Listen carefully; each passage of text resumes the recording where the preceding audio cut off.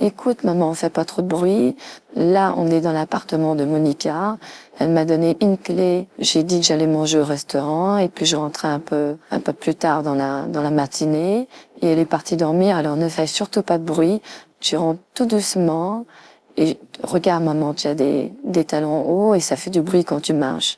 Alors, silence, fais pas trop de bruit parce que Monica dort.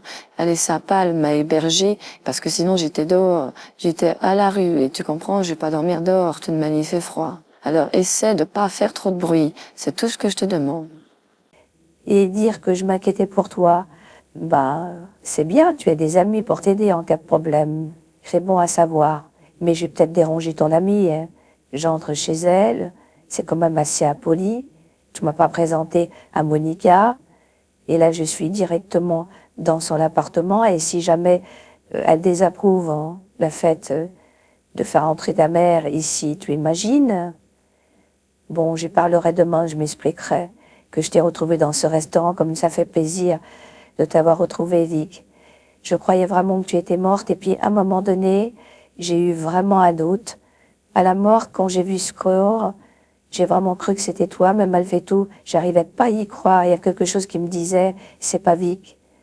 C'est pas Vic, et tout ça, ça peut pas être vrai. Et cherche-la, tu vas la retrouver, ta fille. Et voilà, je t'ai retrouvé dans ce restaurant. Je vais essayer de me reposer un peu sur le canapé parce qu'il est tard. On reprend la route demain. On part en voiture demain matin très tôt. Et si ta copine n'est pas réveillée, tu lui laisses un petit mot d'explication au moins pour qu'elle ne s'inquiète pas. Bon, moi, je me repose maintenant. Il est tard. Bonne nuit, Vic. Demain, je laisse un mot d'excuse à Monica, elle m'a donné la clé.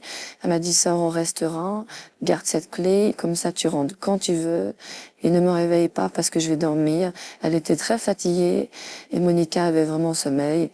Et j'ai dit, t'inquiète pas, quand je rentre du resto, je ne te réveille pas. Je ne m'attendais pas à te voir dans ce restaurant. Alors écoute, maman, essaie de te reposer un peu. Surtout, ne fais pas de bruit demain matin. On fait notre petit déjeuner. On part très tôt. Je lui laisse un petit mot sur la table de cuisine. Maintenant, moi aussi, j'ai très sommeil. Alors, je vais dormir un peu parce que tous ces événements m'ont beaucoup fatiguée et j'ai très, très peu dormi depuis que j'ai fait cette fugue où je suis partie de Paris. Et j'ai vraiment besoin de dormir un tout petit peu. Bonne nuit, maman.